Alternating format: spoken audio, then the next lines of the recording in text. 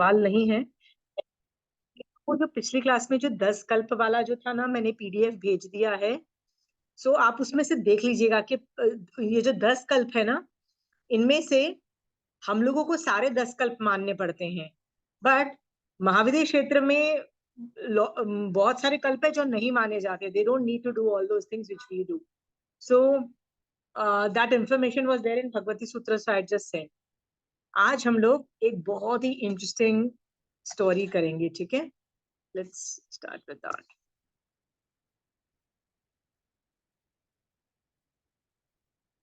Okay, 15th number का है।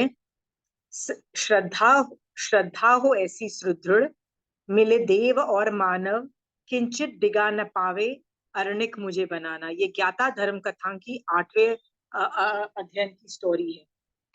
Now actually देखा जाए, सी दिस, वो ज्ञाता धर्म कथा, इसकी 8वें नंबर का जो स्टोरी है ना, उसका नाम है मल्ली। दैट इज 19th नंबर की जो तीर्थंकर भगवंत है मल्लीनाथ भगवान, ये उनकी स्टोरी है। सो पहले मुझे एक दो बातें बताइए, क्या हम इसको डिटेल में करें कि हम इसको शॉर्ट में करें? पहले ये बताइए। Detail detail. Okay, I tell you the details, क्योंकि इसमें इतनी इंटरेस्टिंग चीजें हैं जो हमको कभी नहीं समझ में आती हैं।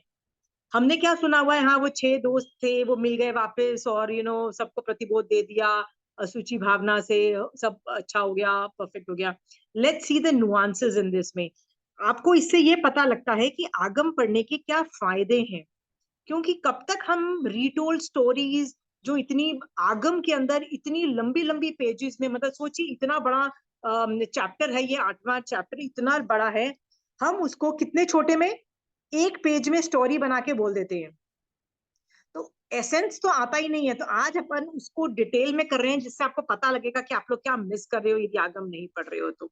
ठीक है, so let's start. This is amazing, I love this Mallinath भगवान स्टोरी। ठीक है, मली नामक 8वां अध्ययन जम्बू द्वीप में महाविदेश क्षेत्र में सलीलावती विजय था।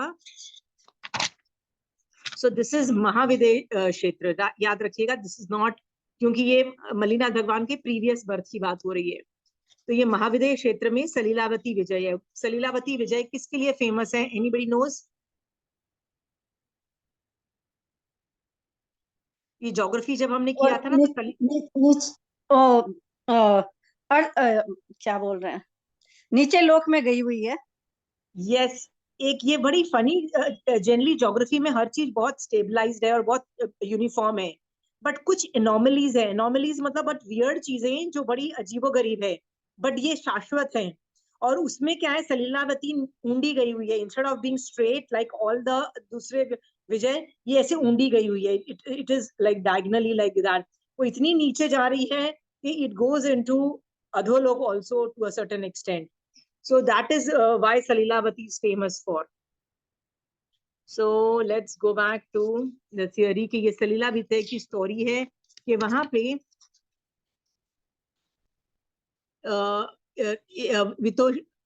वितशोका राजधानी का राजा बल रहता था।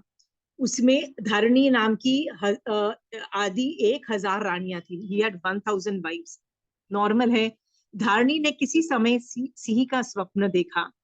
पुत्र पैदा हुआ जिसका नाम महाबल रखा गया। ये मल्लीनाथ भगवान का प्रीवियस बर्थ का जीव था। 500 उत्तम राजकन्याओं के साथ उसका पानी ग्रहण, वही है कि कितने अच्छे तरीके से पाला पड़ा बड़ा हुआ। इतनी मतलब 500 यदि उत्तम राजकन्याओं के साथ किया होगा, तो सोचो कितनी पुण्यवानी, कितनी सब कुछ परफेक्शन होगी, मतलब उस चीजों में everything would be so great. वहां पे स्थविर मुनियों का आगमन हुआ। राजा बल भी आया। उसने कुमार महाबल को राज्यभार सौंपा और प्रवृज्जित हो गया। खुद 11 अंक का अध्ययन किया और 1 मास का अनशन करके केवल ज्ञान प्राप्त कर लिया। मतलब वो जो महाबल राजा जो थे, सॉरी राजकुमार था ना, उनके पापा ने दीक्षा भी ले ली और केवल ज्ञान भी प्राप्त हो गया। ठीक है, अब मल्लीनाथ भगवान का जो जीव जो था, जो राजा महाबल था ना, वो राजा बन गया। ठीक है, रानी कनकश्री ने किसी दिन सिंह का स्वप्न देखा, और उसका जो पुत्र का नाम था बलभद्र, वे भी बड़ा युवराज पद पे हुआ। राजा महाबल के 6 बाल मित्र थे। सभी कार्य में उनका साथ था, मतलब they would always be together. एक बार उनके मन में विचार आया कि संसार सागर को भी साथ ही पार करना है। साथ में उन्होंने सोचा कि धर्म भी किया जाए, राइट, ये एरिया भी उन्होंने सोचा करें। उद्यान में स्थविर भगवंतों का आगमन हुआ। राजा महाबल भी आया, धर्म श्रवण किया, प्रव्रज्या के भाव उत्पन्न हुए।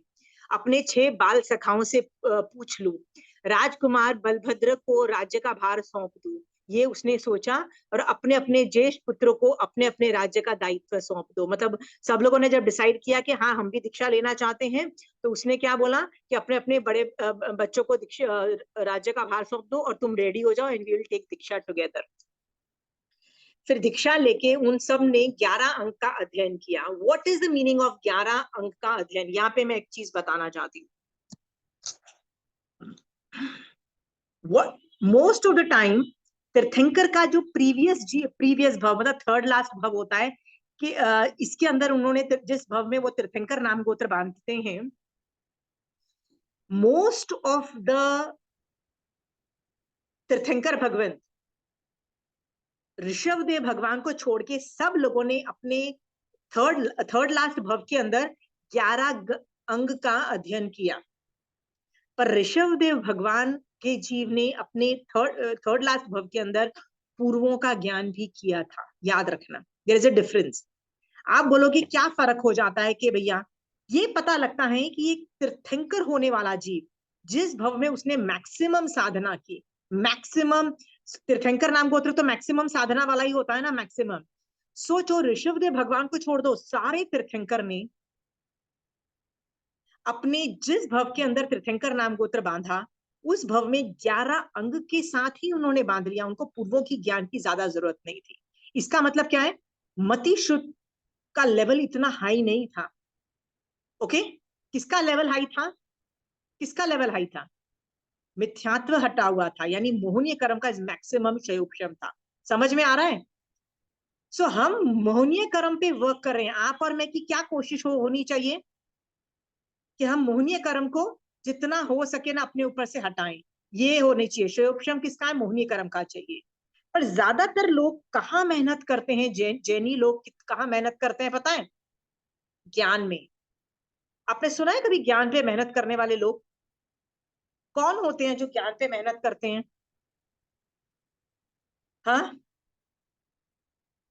ज्ञान को मैं कभी लुक डाउन नहीं कर रही हूँ। I am just saying not at the cost of मोहनीय कर्म। ठीक है? आई न्यू वन लेडी जिसने बहुत अच्छा धर्म साधना कर रही है, आराम से बड़ा अच्छा कर रही है। ठीक है? हाँ, आगम पढ़ती है, भावार्थ बड़े अच्छे से हिंदी से पढ़ती है, रसायन लाती है, मोक्ष के मतलब रसायन भी बहुत अच्छा आता है, सब कुछ करता है। उसमें कभी कभी तो लगता है कि सम्यक दर्शन भी है। फिर भी अचानक मुझे फोन करके करती है, यार प्राकृत की क्लासेस हो रही है, मैं कर लूं? तो मैंने उसको पता है क्या बोला? मैंने बोला तू लैंग्वेजेस बड़ी जल्दी जल्दी सीख लेती है। कहती है नहीं नहीं, लैंग्वेज तो मेरे को समझ ही नहीं आती, मतलब नई लैंग्वेज सीखना तो मेरे लिए बड़ा मुसीबत है। सी, सबके लिए नहीं होते, not everybody is a linguist. Linguist का मतलब होता है फास्ट लैंग्वेजेस सीखते हैं, कई लोग बहुत फास्ट सीखते हैं। मैंने कहा तू लिंग्विस्ट नहीं है, और यदि तू प्राकृत सीख रही है ना, तो ग्रामर पे पूरा फोकस ग्रामर पे होगा। तो तेरा व्याकरण बहुत अच्छा है, हिंदी का, दूसरी चीजों का, संस्कृत का, ये सब ग्रामर तेरा बहुत अच्छा है। कहती नहीं, ग्रामर भी नहीं आता है। ठीक है, मैंने कहा उसके लिए ग्रामर भी चाहिए। And third thing you need is vocabulary of that language. मैंने कहा तेरी वोकैबुलरी है उस भाषा की? कहती है वो नहीं। मैंने कहा तेरे को वो भी बिल्ड करनी पड़ेगी। कहती है वो भी नहीं होती है। मैंने कहा सोच के देख, तेरे को कितनी मेहनत लगेगी वो प्राकृत सीखने में, कितनी मेहनत लगेगी, लगेगी ना? और इतनी मेहनत करने के बाद फायदा क्या होगा? सोच के देखो, मति शुद्ध का श्रेयोपशम होगा। मति शुद्ध का श्रेयोपशम होगा ना। लैंग्वेजेस फॉल्ड अंडर मति शुद्ध, याद रखो। मुझे एक नहीं, मुझे यदि 10 लैंग्वेजेस आती है तो मेरे को मति शुद्ध का श्रेयोपशम माना जाएगा। होता है ना? हाँ, 72 कलाओं में जो निपुण होते हैं वो मति शुद्ध के श्रेयोपशम से होते हैं। ठीक है? फिर क्या हुआ? आई वाज सेइंग कि उतने टाइम में जितना तुम टाइम स्पेंड करोगे मति शुद्ध के क्षयोपशम के बाद, उसके बाद रसायन लाओगे, उसके बाद मोहनीय कर्म का क्षयोपशम करोगे, राइट? तो तरीका ये बहुत अच्छा है, आई am not saying it's not good, but तुम्हारी स्पीड है, तुम्हारी लैंग्वेजेस पे इतनी ज्यादा कमांड नहीं है, तुम्हारी स्पीड इतनी इतनी कम हो जाएगी ना, क्योंकि तुम क्या करोगे, वो भाषा सीखने में इतना टाइम स्पेंड करोगे, और किस में टाइम स्पेंड नहीं करोगे? आगम डायरेक्टली अनुवाद तरीके से पढ़ो, उसमें रसायन लाओ, रसायन आता है ना, रसायन लाओ, मिथ्यात्व का क्षयोपशम करो, कहां से कहां पहुंच जाओगे, कितनी निर्जरा करके आगे निकल जाओगे, राइट? बट आप और मैं, कई लोग ये बहुत फोकस करते हैं ज्ञान पे, ओ ज्ञान ज्ञान ज्ञान ज्ञान, आई कीप टेलिंग देम, ज्ञान जितना हैंडल कर सकते हो ना उतना ही लो, ज्यादा करने की जरूरत नहीं है। क्यों नहीं करने की जरूरत है? ऐसे ना हो कि ज्ञान के चक्कर में तुम मोहिनी कर्म को डिस्ट्रॉय करना ये भूल जाओ। समझ गए हो? हमारा लक्ष्य क्या है? इधर आप क्लास में बैठे हो, क्या लक्ष्य से आए हो बताइए? सम्यक दृष्टि बनना है। यदि सम्यक दृष्टि बन गए हो तो मिथ्यात्व हमेशा हटा के रखना है, मतलब क्षयोपशम हमेशा बरकरार रखना है, राइट? मिथ्यात्व के हटा के सम्यक दर्शन हमेशा रहना चाहिए, इसलिए बैठे हो ना इस क्लास में, और श्रावकपना निरंतर चालू रहे, राइट? इसलिए बैठे हो ना। तो मोहनीय कर्म के क्षयोपशम के लिए ही इस क्लास में बैठे हो। और फिर फोकस कहाँ चला जाता है आप लोगों का, बताइए? फिर ज्ञानावणी, ज्ञान में की कैपेसिटीज है तो ज्ञान करो, ठीक है? पर ज्ञान की कैपेसिटी कम है ना, 90% of the population has very less capacities in ज्ञान, याद रखना। यदि 100 बच्चे चालू करते हैं कंचन आंटी की क्लासेस, मतलब स्टूडेंट्स चालू करते हैं कंचन आंटी की क्लासेस में, उनमें से 1-2 साल के बाद 10 रह जाते हैं। क्यों? बिकॉज आंटीज ज्ञान इज वेरी टेक्निकल ऑल्सो, वो दूसरी चीजें भी हैंडल करती हैं, वो मोहनी करम, कषाय कंट्रोल सब कुछ हैंडल करती हैं, बट फिर भी ज्ञान की बहुत जबरदस्त प्रधानता है, सब लोग हैंडल नहीं कर सकते उस लेवल का ज्ञान। इसलिए मैं आपको बोलती हूँ कि कहीं गुना ज्यादा ना मोहनीय कर्म पे प्लीज वर्क करो। मैं यहाँ पे ये नहीं बोल रही हूँ कि प्राकृत मत सीखो, ये मत सीखो, कैपेसिटी है तो सीखो, पर याद रखना इट विल स्टिल बी मति श्रुत का क्षयोपशम। और कभी मत भूल जाओ सुबह समाय करने के वक्त कि मुझे, मैं समाय क्यों कर रही हूँ? मोहनीय कर्म का मुझे क्षयोपशम चाहिए, मोहनीय कर्म। Are we clear? आप में से किसको लगता है मोहनीय कर्म का क्षयोपशम के अलावा भी आपके एम्स है किसी का कोई और एम? सो ऐसे ना हो कि मोहनीय कर्म रसायन ही नहीं लाओ, विनय ही नहीं कर पाओ, आगम का भगवान ने क्या बोला यही नहीं जान पाओ, तो मिथ्यात्व का क्षयोपशम नहीं होगा। Please work on that. Clear? So यहाँ पे ये बताने की कोशिश कर रही हूं कि ऋषभ देव भगवान ही पूर्वों के ज्ञान उनको थर्ड लास्ट भव में था, बाकी सब ने तीर्थंकर नाम गोत्र जैसी महान साधना कैसे की? 11 अंग के अध्ययन से। आज हमारे पास कितने अध्ययन, कितने आगम है? 11 अंग ही तो अवेलेबल है ना हमारे पास भी, तो आपके पास भी सब कुछ अवेलेबल है, राइट? तीर्थंकर नाम गोत्र जैसी साधना आप और मैं कर सकते हैं, फिर क्यों नहीं कर रहे हैं? क्या प्रॉब्लम है भैया? हाँ, करो। ये तो फिर आपकी ही कमी है कि आप नहीं कर पा रहे हो, गारंटेड। क्योंकि ये जो 24 में से 23 तीर्थंकर जो थे, वो भी आपके और मेरी तरह, उनके पास भी उतना ही ज्ञान था जितना 11 अंक का, फिर भी उन्होंने तीर्थंकर नाम गोत्र बांध दिया। Got it? Please go ahead and साधना अपनी एकदम हाईएस्ट लेवल पे ले जाओ। साधना ले जाने का मतलब है मोहनीय कर्म का क्षयोपशम हाईएस्ट लेवल पे ले जाओ। उसके लिए सुबह समाय की यदि कर रहे हो, one focus, what is the focus? मेरा मिथ्यात्व का क्षयोपशम होना चाहिए, भगवान मैं आपकी शरण लेती हूँ, करवा दीजिएगा। This is the line you should start your समाय विद, ठीक है? अर्ली मॉर्निंग उठ के यही कहना है, ठीक है? चलिए, तो महाबल आदि जो लोग प्रवर्जित हुए थे, उन्होंने 11 अंक का अध्ययन किया और बहुत सारी तपस्याएं करनी चालू की, ठीक है?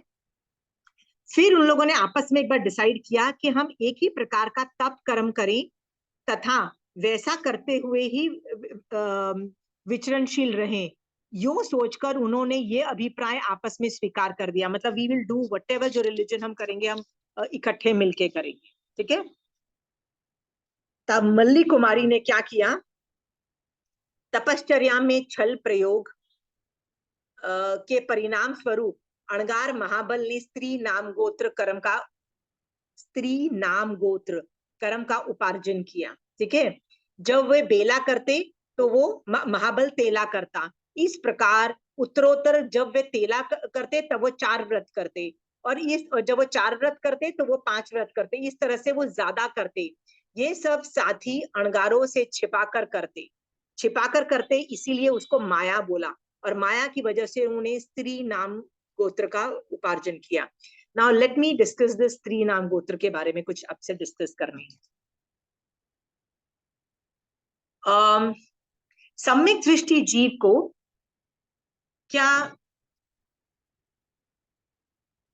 सम्यक दृष्टि जीव जो होता है, यदि मेरे में अभी सम्यक दर्शन है तो मैं कई बोल मेरे पे ऑपरेशनल नहीं होंगी, कई चीजें मैं नहीं कर पाऊंगी, राइट।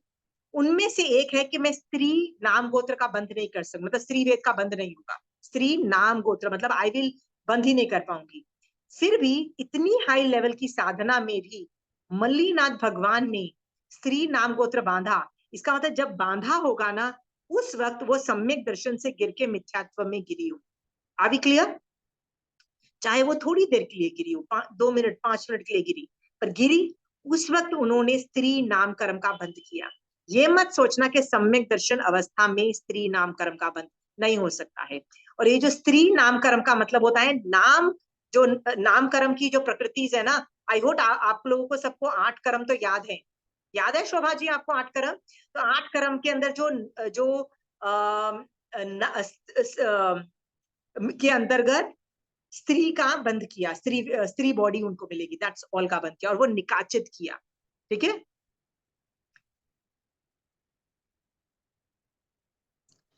आप बोलोगे इतनी साधना करने वाला जीव भी मिथ्यात्व में कैसे गिरा, चाहे थोड़ी देर के लिए गिरा? यही छदमस्तता है। छदमस्त में क्या होता है, एक जीव जितनी भी साधना कर रहा हो पर वो मिथ्यात्व में भी गिरता चला जाता है। बस कौन नहीं गिरता है? सम्यक दृष्टि जीव, जो शाइक सम्यक दृष्टि जीव है वो नहीं गिरते हैं, और केवली भगवंत नहीं गिरते, अदरवाइज छदमस्त का मतलब ही है वो गिरेगा, ठीक है। तो स्त्री वेद का बंद हो गया, ठीक है। आगे आगे लिखे हुए उन्होंने 20 कारण किए। तो ये जो 20 कारण जो तीर्थंकर नाम उपजाने वाले जो थे, उनकी साधना भी उन लोगों ने कर ली। किसने की? महाबल के जीव ने कर ली। इसका मतलब इस समय उन्होंने तीर्थंकर नाम गोत्र का उपार्जन कर लिया, वो कर्म अपने ऊपर, पुण्यवानी का कर्म चिपका लिया अपने ऊपर, ठीक है। आगे चल के उन्होंने भिक्षु परिमाएं भी साधी, और कितनी? प्रथम भिक्षु प्रतिमा यावत क्रमश 12वीं एक रात्रि में भिक्षु परिमा स्वीकार कर साधनाशील रहे। 12 भिक्षु परिमाएं भी पाली। मेरा अगेन सवाल है, आप क्या भिक्षु परिमा तो छोड़ो, जो उपासक परिमाएं हैं, क्या आप वहां तक पहुंचे हो कि नहीं पहुंचे हो? आप में से है कोई ऐसा जो उपासक परिमाएं कर रहा है? हाँ, is there anybody? Why not? Why not? बहुत ज्यादा उलझे हुए हो संसार में। रजनी जी, आपसे तो एक्सपेक्टेशंस थी कि आप तो एटलीस्ट करो परिमाएं। I can understand other people. You are living a retired life. You can do that. इतनी ज्यादा रिस्पॉन्सिबिलिटीज मत लो फैमिली की. Leave things. अभी तो नहीं कर रही है. नहीं, बट जो रिटायर्ड लेवल की लाइफ जी रहे हैं ना, उन लोगों को परिमाएं करनी चाहिए. रश्मि, तुम कर रही हो? रश्मि, म्यूट हो तुम. नहीं, परिमाएं तो नहीं कर रही हूँ, पर ऐसे इच्छा करता है थोड़ा अब आगे बढ़ूं. रश्मि, इससे ना इतनी कर्मों की निर्जरा होती है, और पता है ये मिथ्यात्व पे ज्यादा डायरेक्ट वार करती है. वैसे तो सारे कर्म हटते हैं, पर मेन कौन सा कर्म हटता है? मिथ्यात्व के कर्म हटाता है ये परिमाएं, ये करती है. क्योंकि पहली परिमाई सम्यक दर्शन परिमाएं है, उसके अंदर आदमी सम्यक दर्शन में इतना स्ट्रांग हो जाता है, बेटा आप कुछ भी कर लो बेटा, कुछ गड़बड़ नहीं होने वाली, हम तो ये सुदेव सुगुरु सुधर्म में ही रहेंगे. सो 1 महीने की परिमाएं हैं, you can start do it. कुलदेवता की जब पूजा होती है तब अलग से रख दो, बाकी में देखो मैंने जब पढ़ाया था परिमाएं कितना बोला था, कितनी ज्यादा हटा मिथ्यात्व के कर्म हटते हैं। I know I was one so damn desperate for मिथ्यात्व के कर्म हट जाए, बस सम्यक दर्शन चाहिए। आई स्टार्टेड टेकिंग परिमाएं, बहुत मेहनत लगी टू रीच दैट स्टेज जब गलतियां नहीं होती थी, but you do reach that stage. ठीक है, और आपको परिमाओं के अंदर अलग से घर के बाहर रहना भी नहीं है, you can integrate it into your life. वो भी मैंने अपनी परिमाओं वाली जो क्लासेस ली थी उसमें सिखाया है कि कैसे आप इंटीग्रेट कर सकते हो। आपको दूसरे श्रावक को आनंद श्रावक की तरह अलग से रह के जिंदगी नहीं जीनी है, वो तो अलग से रह रहे थे, हम तो ये इंटीग्रेट भी कर सकते हो लॉट ऑफ थिंग्स। उसमें सिर्फ श्रद्धा रहनी चाहिए कि बस मैं गलत मतलब सुदेव सुगुरु सुधर्म के बाहर नहीं जाऊंगी, विच इज फेयर इनफ। ठीक है, आगार यूज नहीं करने वाली। बट आप लोग बड़ो, Rajni ji, I have expectations, you have a retired life. Anybody जिनकी उम्र रिटायर्ड लेवल पे जा चुकी है ना, they should start all this. ठीक है, Padima classes, which was the time you had taken? I don't remember the Padima classes. I have taken Anand Shravak में भी मैंने शायद लिया होगा, आनंद श्रावक में मैंने लिया होगा कि उसी उसमें भी था और कहीं और भी मैंने लिया। I'll give you the number of the class, कौन सी नंबर में, I'll send you the number. Yeah, because I'm not remembering that. ठीक है, okay, so I will send you the number के कौन सी क्लास में मैंने ये हैंडल किया था ये टॉपिक। ओके, तदंतर महाबल आदि 7 मुनि लघु सिंह निष्क्रिया नामक तप स्वीकार किया। अब देखो, पहले तो उन्होंने 11 अंक का अध्ययन किया, ठीक है, उसके बाद उन लोगों ने क्या किया, उसके बाद परिमाएं की, परिमाओं के बाद क्या किया, 12 वो सॉरी 20 वो जो तीर्थंकर नाम गोत्र बांधने के 20 कारण जो थे जो है उनकी साधना भी की। उसके बाद कितनी लेवल की तपस्या, ये जो होता है ना लघु सी निष्क्रमण, ऐसे बहुत सारी तपस्याओं का वर्णन आता है। महासी निष्क्रमण तप किया, ऐसे वो उग्र तप करते ही चले गए। देखो ये उग्र तप कितने जबरदस्त हैं। ठीक है, इस तरह से करते हुए 84 लाख वर्ष का श्रमण पर्याय साधु जीवन का पालन किया। What is 84? 84 लाख वर्ष। यदि मैं आपको साधु बना दूं और 20 साल भी रहने को बोलूं तो आप क्या बोलोगे, यार 20 years टू बिग। या 84 लाख वर्ष का श्रमण पर्याय साधु जीवन का पालन किया। ठीक है, और मर के कहाँ पे गए, आयुष खत्म करके जयंत विमान के देव रूप में उत्पन्न हुए। व्हाट इज जयंत विमान? अन्य 6 देव भी कुछ कम 32 सागरोपम तथा महाबल देव की परिपूर्ण 32 सागरोपम स्थिति कही गई है। व्हाट इज, टेल मी, आप लोगों को ज्योग्राफी कुछ याद है कि नहीं है? ये जयंत नाम का विमान जिसकी स्थिति 22 सागरोपम है, ये आपको याद है कहाँ पे लोकेटेड है ज्योग्राफी में? याद नहीं है? सबसे ऊपर अनुत्तर 5 विमान है, याद है? सबसे ऊपर शिला के नीचे 5 अनुत्तर विमान होते हैं, बीच में गोल होता है, साइड में 4 समोसे के शेप मतलब ट्राइंगल शेप के होते हैं। तो ये 4 वाले जो है ना, जो 4, उनमें से एक का नाम है जयंत। ओके, इसका मतलब उसकी स्थिति 22 सागरोपम की महाबल का जीव है और बाकी जो है ना उनका कुछ कम आयुष था। इससे हमको क्या सीखने को मिलता है? वो अनुत्तर विमान में गए। अनुत्तर विमान में कौन जाता है? एका भवतारी, मतलब मर के एक ही भव करेंगे। वेरी रेयरली 3 भव में जाते हैं वो लोग। ठीक है, वेरी रेयरली, रेयर केसेस में, और सुपर रेयर केसेस में 5 भव करते हैं। Super, that is anomaly, right? ऐसा होता नहीं है। और जो बीच वाला जो अनुत्तर विमान है ना, उसमें तो एक ही भव करते हैं और मोक्ष में निकल जाते हैं। पर जो कि ये साइड वाले हैं 1 से 3rd भव में, इनमें इतनी हाई लेवल के गए। इसमें 13 भव नहीं है क्या? 4 अनुत्तर विमान में 13 भव है ना? संशोधन हुआ होगा तो पता नहीं, जहां तक मैंने पढ़ा था तब तक पहले से 13 भव याद है मुझे तो। हो सकता है, हो सकता है, मैक्सिमम 13 भव है। ओके, ठीक है। 13 भव कैसे हो गए नहीं है, पता नहीं मेरे को। मैं will ask Kanchana aunty, but क्योंकि हम लोग हो सकता मुझे भी डाउट हो गया होगा। हम 5 को कैसे घटित कर 5th भव को तीसरे में तो निकल ही जाता है, एक भव या तीसरा भव पांचवा भाव ऐसे घटित करते हैं कि वो मनुष्य बना, लेकिन उसकी आयुष इतनी छोटी थी कि वो वापस वो देवता बना, फिर जाके पांचवा भाव घटित करते हैं। बट आप अभी 13 भाव बोल रहे हो, तो ये संशोधन हुआ होगा मोस्ट प्रोबेबली। एंड यू, अच्छा आप भी बोल रहे हो 13 भाव, ठीक है, तो वो 13 भाव वाला ही होगा। I don't really know, but my this information is very old. ठीक है, okay, so let us continue further. 84 ये जयवंत विमान में ये लोग उत्पन्न हुए। Look at how great they have reached. Okay, अन्य छेद इन लोगों की स्थिति भी, ये लोग भी वहीं उत्पन्न हुए। फिर देवलोक से चव होकर, चव, what is the meaning of चवना? चव वर्ड का मतलब वहां से निकल अनेकांतवाद। कर। अनेकांतवाद में जब भी कोई जीव ऊपर से नीचे आता है उसको बोलते हैं चवना। चवना ऊपर से नीचे आता है। सो देवलोक वाले जब मरते हैं तो उसको चवना बोलते हैं। जब नरक से निकलता है कोई जीव, चाहे वो तीर्थंकर नाम गोत्र वाला क्यों ना हो, नीचे से ऊपर आने को उद्वर्त ना बोलते हैं, राइट? हाँ, तो वो it means the same thing. Okay, जब मनुष्य और तिर्यंच मरते हैं तो उसको मरना बोलते हैं। सो दे आल्सो सेम मीनिंग होते हैं। ठीक है, जब केवली भगवंत की डेथ होती है और वो शिला एक गति से जाते हैं तो उसको निर्वाण वर्ड बोलते हैं। It means the same thing. English में हम क्या बोलते हैं? डेथ हो जाना। All of them means the same thing. ठीक है, बट जो कि ये स्पेशलाइज्ड वर्ड्स हैं, चवने का मतलब ही पता लग जाता है कि आदमी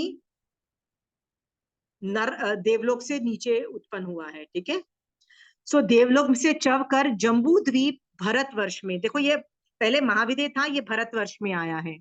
विशुद्ध पितृ मातृ वंश वाले राजकुल में। अब जनरली क्या होता है, तीर्थंकर नाम गोत्र बांधा हुआ जीव कहाँ उत्पन्न होता है? जिनकी 49 पीढ़ी जो होती है ना, माता और पिता पक्ष से निष्कलंक होती है, वहां पे उत्पन्न होता है। और वो राजकुल में ही आता है, ये तीर्थंकर नाम गोत्र वाला जीव। तो ये राजकुल में आया, ये उत्पन्न हो गए ये में। और उनके साथ जो दूसरे जो 6 थे ना, वो भी अलग अलग जगह पे राजा बनते हैं। अब इनकी स्टोरी भी हम करेंगे। अब नेक्स्ट है मल्लीनाथ, मल्ली का जन्म। अभी वो बच्चा है, वो पैदा हुआ है। तो देव महाबल, इज इट क्लियर और नॉट? देव महाबल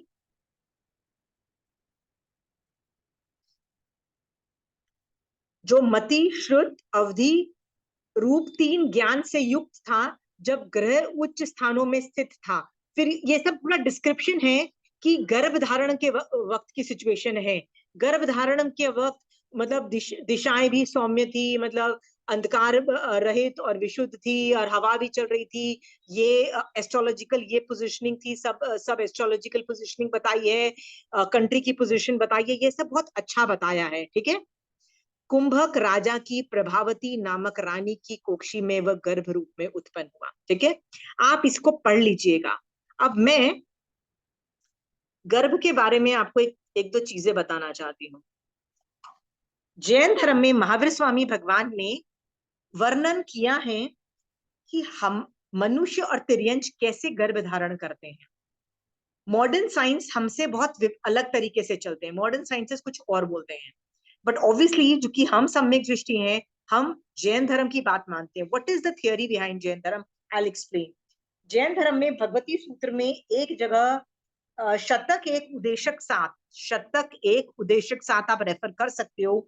उसमें गर्भ का थोकड़ा है, गर्भ कैसे क्रिएट होता है और आगे चल के वो गर्भ में क्या क्या होता है उसका वर्णन आता है। उसमें क्या स्टोरी बताते हैं कि जब पिता का वीर्य और माता का आर्तव जब मिलता है तो योनि सचित होती है। क्या सचित होती है? योनि सचित होती है। योनि सचित कब तक रहती है? मिनिमम 1 समय और मैक्सिमम 12 मुहूर्त, राइट? 12 मुहूर्त को यदि इंग्लिश में कन्वर्ट करो आवर्स एंड मिनट्स में, तो कितना टाइम होता है? 9 hours 36 मिनट्स होता है। 9 hours 36 मिनट, 12 मुहूर्त तक योनि सचित रहती है। सचित रहना का मतलब है सचित योनि में ही कोई जीव आके उत्पन्न हो सकता है ना। तो योनि सचित हुई, फिर उस टाइम में कोई भी जीव आएगा, चाहे देवलोक से आए चाहे कहीं से भी आए, आके वहां पे उत्पन्न हो सकता है। जरूरी नहीं एक आए, मल्टीपल भी आ सकते हैं। उनमें से कई मर भी जाते हैं, कुछ सरवाइव भी करते हैं और आगे चल के 9 महीने पूरे भी करते हैं। ठीक है, तो ये वर्णन आता है कहाँ पे, गर्भ के टुकड़े में गर्भ धारण का। तो मल्लीनाथ भगवान का भी ये इसी तरह से समझना। ठीक है, उत्पन्न हुई माता ने, एक मिनट, उस गर्भ के थोकड़े के अंदर बहुत और इंफॉर्मेशन भी है कि कैसा गर्भ होता है, क्या होता है उसके अंदर, कौन खाना कहाँ से कैसे खाते हैं और कैसे वो बच्चा सरवाइव करता है, कैसे जीता है, क्या उसको मिलता है। बहुत डिटेल में इंफॉर्मेशन है वहां पे। शतक, कौन सा शतक है, शतक 12 उदेशक 7 में मैंने यहाँ पे मार्क किया हुआ है। जब वो होता है तो माता 14 महास्वप्न देखती है। We all know that. रानी को दोहद होता है 3 महीने पूरे होने पे। क्या दोहद होता है कि मैं 5 वर्ण वाले फूलों की माला से आच्छादित शैया पर बैठने और सोने का आनंद लूं। मतलब दिस इज हाउ कि मैं फ्लावर से भरी हुई शैया पे मैं एंजॉय करूं। That is what she felt like. Okay, तो इस दोहद को जब पता लगा तो निकटवर्ती जो व्यानव्यंतर देव थे, हाँ, ये क्यों व्यानव्यंतर देव शीघ्र ही जल एवं स्थान मतलब में उत्पन्न हुए, उन लोगों ने माता की इच्छा की देवों द्वारा इस तरह पूर्ति करना गर्भस्थ तीर्थंकर की असाधारण और सर्वोत्तक पुण्य का प्रभाव। ये दोहद किसने खत्म किया? देवों ने, व्यानव्यंतर देवों ने। ठीक है, और याद रखना ये जो दोहद पूरा किया ना, इसके अंदर उन्होंने वैक्रिय फ्लावर्स यूज नहीं किए। कौन से फ्लावर्स यूज किए? जो जल में उत्पन्न थे और वनस्पतिकाय रूप जो हमारे आसपास उगते थे। कैसे पता लगता है? उन्होंने जल में से, स्थानों में से उत्पन्न किए थे। यहाँ पे कहीं नहीं लिखा है वैक्रिय किए हैं। सो दिस प्रूव्स के ये वैक्रिय नहीं होते। देवता जनरली क्या होता है, जब तीर्थंकर का संवत्सरण होता है तो देवता देवता फूलों की वर्षा करते हैं ना। वो जो फूल होते हैं वो वैक्रिय होते हैं, और ये वाले जो थे ये रियल फ्लावर्स हैं। Can you understand the difference between flowers? संवत्सरण में जो वैक्रिय फ्लावर्स होते हैं ना, वो जमीन को टच करते ही नहीं है। वो जमीन में टच करने से पहले दे डिसमेंटल, क्योंकि वो वैक्रिय होते हैं। It is more like a show off faith कि यार कितना ग्रेट तीर्थंकर भगवंत है। यदि जमीन पे गिरते तो ढेर लग जाता महावीर स्वामी भगवान का, और थोड़ी देर के बाद तो बास भी आने लग जाती ना, क्योंकि हम लोग जो फ्लावर्स यूज करते हैं उसमें से स्मेल भी तो आती है ना हम में। सो वो सब भी प्रॉब्लम होती। तो वहां पे कोई और फ्लावर्स थे और यहाँ पे वाले रियल फ्लावर्स है, वो लोग वैक्रिय फ्लावर्स होते हैं। ठीक है, यू कैन सी आगम कितना डिटेल में बोला जा रहा है। दोहद को प्रशस्त सुंदर रूप से पूर्ण किया, और 9 मास 7.5 दिन रात पूर्ण होने पर आरोग्यपूर्ण स्वस्थ पूर्वक बिना किसी बाधा के 19वें तीर्थंकर का जन्म हुआ। 19th नंबर के तीर्थंकर पैदा हो चुके हैं। ठीक है, याद रखना जैन धर्म के अंदर, मैं याद बार बार आपको याद दिला रही हूँ, एज इज कैलकुलेटेड फ्रॉम चवन। जब चव के जीव गर्भ में आता है तब से याद रखा जाता है। हम लोग कैसे एज याद रखते हैं? जब से हमारा बर्थ होता है। बट जैनिज्म में ऐसा नहीं होता है। जैनिज्म में हमेशा बर्थ इज कैलकुलेटेड, मतलब birth time is calculated from जब वो गर्भ में आते हैं। ठीक है, तो जब ये आते हैं ना तो 8 दिशा कुमारियां ने जन्म विषयक, मतलब ये जम्बूद्वीप प्रज्ञप्ति में बहुत डिटेल में बताते हैं कि कैसे वो लोग देवी देवता, मतलब उसके मम्मी पापा भी महोत्सव बनाते हैं, पर मम्मी पापा के महोत्सव के पहले देवी देवता कैसे महोत्सव बनाते हैं। यावत नंदीश्वर द्वीप में जाकर जन्म महोत्सव आयोजित किया। It's a very big celebration, बहुत डिटेल में इंफॉर्मेशन है, आप उस आगम में देख सकते हो। ठीक है, जब देवताओं ने वो महोत्सव मना लिया तब उसके बाद तदंतर राजा कुंभ ने तथा बहुत से भवनवासी आदि देवों ने तीर्थंकर जन्म अभिषेक जात कर्म यावत नामकर्म संस्कार आदि किया। पुष्प मालाओं की शैया में शयन करने का दोहद होने की वजह से उस बच्चे का नाम मल्ली रखा गया। मल्ली का मतलब होता है गार्डन, फ्लावर्स का गार्डन। ओके, दैट्स व्हाई मल्ली बना उसका नाम। ये पुण्यवाणी इतनी जबरदस्त थी। ठीक है, स्वर्ग लोक से च्युत भगवती मल्ली अनुपम सौम्य सुंदरी थी। इसका वर्णन आता है अनेक दास दासियां एवं सहेलियों से घिरी हुई थी। उसके मस्तक के बाल काले थे, उसकी आंखें बहुत सुंदर थी, अष्टबिंब फल के समान लाल थी, दंत पंक्ति धवल सफेद थी, उत्तम कमल के गर्भ के समान उसका गौर वर्ण था, खिले हुए कमल की सुगंध से सदृश उसके श्वासोच्छ्वास का सौरभ था। इस तरह से ये बेसिकली पुण्य का डिस्क्रिप्शन हो रहा है कि भगवती जो तीर्थंकर होने वाला है वो कितनी सुंदर है। ठीक है, आगे जाके लिखा जाता है, मल्ली कुमारी जब कुछ 100 वर्ष की हुई, अभी 100 इयर्स की हो गई, वे अपने विपुल अवधि ज्ञान द्वारा प्रतिबुद्ध जैसे, क्योंकि पैदा होते ही तो उसको अवधि ज्ञान था ना, तो अवधि ज्ञान से प्रबुद्ध जैसे यावत पंचालीधिपति मतलब जीत शत्रु अपने पूर्व जन्म के साथ रहे उन 6 राजाओं को देखती रही। So she kept monitoring her 6 friends. Why? उसको तो अवधि ज्ञान बचपन से था, उसको बचपन से पता था ये 6 जो लोग है ना मेरे साथ आगे चल के धर्म ध्यान करेंगे। So she is monitoring them even पूरी मतलब 100 साल में भी ये मॉनिटर कर रही है अवधि ज्ञान से। ठीक है, राजकुमार मलि ने सेवकों को बुलाया और उनसे कहा, तुम अशोक वाटिका में एक विशाल अति रमणीय मोहक भवन का निर्माण करो। मतलब उस इंस्ट्रक्शन दे दिया कि गार्डन के अंदर वो एक ही जगह पे, उसका पूरा डिटेल कैसा दिया है कि जिसके अंदर 6 दरवाजे हो, बीच के अंदर मेरी मूर्ति हो और 6 जगह बैठने की हो। इस तरह से जगह का निर्माण किया। क्यों निर्माण किया? क्योंकि उसको पता था कि मेरे जो 6 फ्रेंड्स है ना वो आने वाले हैं, it is a matter of time आएंगे। ठीक है, स्वर्णमय प्रतिमा बनाइए जो मस्तक पर छिद्र युक्त हो, उसमें से रोज वो एक थोड़ा सा बहुत ही अच्छा अशनपान खाद में से एक कवल वो उसमें डालती, और जिसमें से इतनी ज्यादा दुर्गंध पैदा हो गई कि सांप के कलेवर से भी ज्यादा गंदी बदबू उसमें से आने लग गई। पर दिखने में वो बहुत ही हूबहू प्रतिमा उसने बना डाली। ठीक है, अब एक और, ये स्टोरी खत्म हो गई मल्लीनाथ की। Now we are starting another story. ये पहला जो फ्रेंड था ना उसकी स्टोरी चालू होती है, मतलब वन ऑफ द फ्रेंड्स। अब इस 6 फ्रेंड्स की एक एक करके स्टोरी आएगी। प्रतिबुद्ध नामक राजा था, उसकी रानी का नाम पद्मावती था, सुबुद्धि नामक उसका अमात्य था। राजा प्रतिबुद्ध के पास आया, बोला, स्वामी कल नाग महोत्सव मनाऊंगी, अतः मैं आपकी आज्ञा लेकर तदंत जाना चाहती हूँ, आप भी इस उत्सव में पधारे। ये मेरा मतलब she wants the husband also to come. He agreed to that. सेवकों ने मालाकार को बुलाया और फूलों की मालाओं का नाग देवा यतन में लाओ, मतलब पूरा एकदम मंडप मंडप सजाया और इस तरह का बहुत ही ब्यूटीफुल मंडप बनाया। Raja rani both goes to the celebration. ठीक है, अपने बेटे के सेलिब्रेशन में जाते हैं। हाथी से नीचे उतरा, दृष्टि पड़ते ही प्रणाम किया, फूलों के मंडप में प्रवेश हुआ। वहां एक विशाल विविध पुष्पों के निमित्त विशाल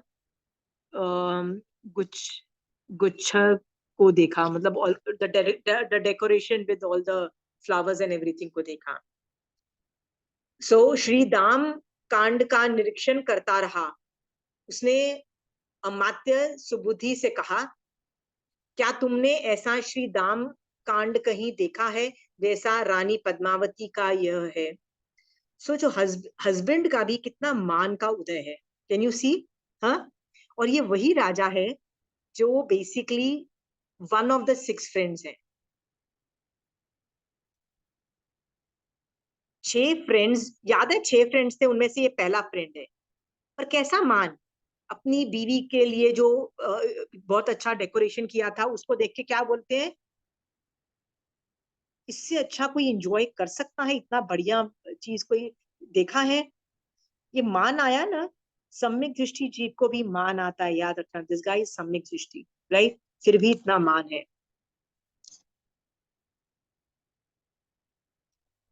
पर अगेन मान फ्लक्चुएट भी करता है। विदेह देश की श्रेष्ठ राजकुमारी मल्ली, फिर उस जो अमात्य ने बोला विदेह देश की श्रेष्ठ राजकुमारी मल्ली के वर्षगांठ के महोत्सव के समय जो द्रव्य श्री दाम कांड देखा था, उसकी तुलना में रानी पद्मावती का ये श्री दाम कांड लाखवें लाखवें अंश के लंच भी नहीं आता। मतलब इट्स नॉट इवन 1 लाख से डिवाइड करो ना तो भी इसके आगे पीछे नहीं आता है। क्यों क्यों मल्ली देवी का इस लेवल पे इतना ब्यूटीफुल दामकांड था जो कहीं और नहीं बन सकता था? एनीबडी? एनीबडी? क्यों, क्या कारण था? मल्ली कुमारी का जो डेकोरेशन था फ्लावर्स का वाज पुण्यवानी आंटी, पुण्यवानी। yes, याद रखना, आपकी जितनी पुण्यवानी होगी उसके डिपेंडेंट सारी चीजें आसपास होगी, याद रखना, ठीक है। और तीर्थंकर नाम गोत्र जिसका बांधा हुआ होगा, सोचो कितना ज्यादा हाई लेवल का पुण्यवानी होगी, कितना ब्यूटीफुल वो चीजें होगी। ओके, हमको लगता है देवता संवत्सरण बनाते हैं, हमको लगता है, क्या बिना तीर्थंकर के या बिना तीर्थंकर नाम गोत्र की आदमी की पुण्यवानी से क्या वही देवता संवत्सरण की रचना कर सकते हैं? एनीबडी कर सकते हैं क्या? नो नो नो नो, नहीं कर क्यों सकते। नहीं कर सकते सोनल? वही देवता जिसने संवत्सरण की रचना की, राइट, वो बिना तीर्थंकर के वो ही संवत्सरण की रचना नहीं कर सकते। कृष्ण वासुदेव की यस ब्यूटीफुल सोने की द्वारिका नगरी, राइट, यस। देवता ने बनाई, फिर भी बिना कृष्ण के और कृष्ण की पुण्यवानी से वो नहीं बन सकती थी, याद रखना। ये जान करके तुम्हारे पास जो भी घर है, तुम्हारे पास जो भी प्रॉपर्टी है या जो भी सुख सुविधा है, याद रखना तुम्हारे ऊपर चिपके हुए पुण्य का रिफ्लेक्शन है, उसके हिसाब से तुम्हें चीजें मिल रही हैं। ज्यादा नहीं मिल रही ना कम मिल रही है, उतनी ही मिल रही है, ठीक है।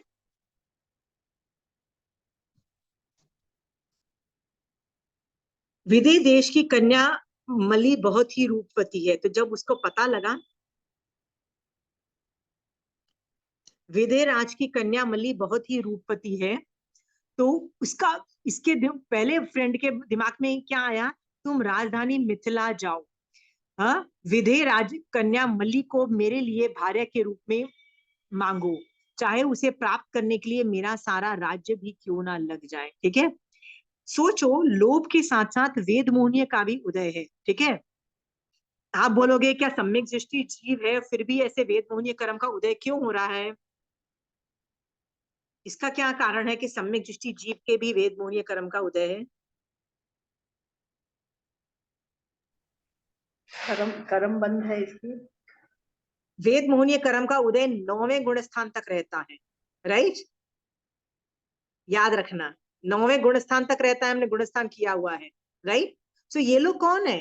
ये लोग तो राजा हैं, यदि मान लो सम्यक दृष्टि है तो भी 5वां गुण स्थान से ऊपर तो नहीं है ना, राइट। सो उदय किसी का भी हो सकता है, ठीक है। अच्छी कोई लगी, पसंद आ गई, वेद मोहनीय कर्म का उदय भी हो जाता है, ठीक है। ये हमको क्या लगता है कि सम्यक दृष्टि जीव का वेद मोहनीय कर्म का कैसे? अगेन, आप लोगों के दिमाग में क्या इमेज बना हुआ है? सम्यक दृष्टि जीव मतलब समय के करता रहता है, माला फेरता रहता है। No, there is a possibility कि उसके भी वेद मोहनीय कर्म का उदय हो, वो भी भोग भोगे और अपनी लाइफ एंजॉय करे। बहुत बार ऐसे केसेस मिलते हैं, दिस इज नॉर्मल, ठीक है।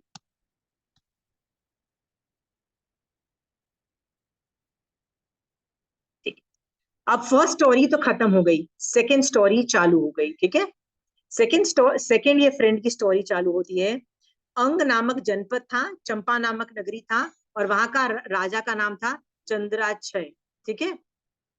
चंपा नगरी में अर्हनक आदि नौकाओं या जहाजों द्वारा दूर दूर देशों में अत्यंत धनाढ़ और वैभवशाली श्रमणोपासक भी मतलब वो कौन था, वो वहां पे रहता था, अर्हनक रहता था, ओके। अर्हनक बहुत वैभवशाली और धनाढ़ भी था, पर वो श्रमणोपासक भी था, यू कैन सी दैट। अभी एक्चुअली ना अभी अर्हनक की स्टोरी चालू हो गई, we are not talking about second friend, we are talking about Arhanak की स्टोरी, ठीक है, ठीक है। सामान सामान लेकर लवण समुद्र पर होते हुए यात्रा करें। उन सब फ्रेंड्स ने आपस में डिसाइड किया कि अपन सब लोग है ना बिजनेस तो करते हैं, अमीर लोग भी हैं, let us do business in the ocean. वे परस्पर आपस में इस प्रकार से सहमत थे कि let us go and do business in the oceans में जाके, दूसरी जगह पे जाके करते हैं। फिर वो उन्होंने जहाजों को तैयार किया और बोट में बैठ के बहुत सारा बिजनेस का सामान लेके वो गए।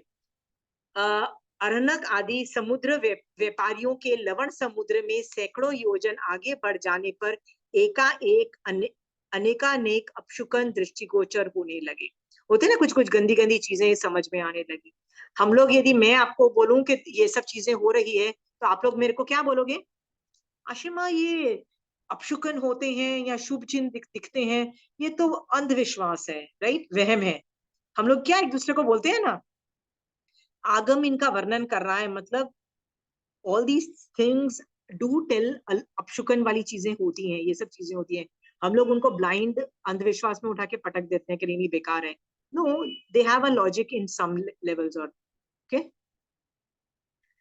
असमय में ही गर्जना होने लगी, आकाश से बिजली चमकने लगी और एक बहुत बड़ा पिशाच दिखाई देने लगा।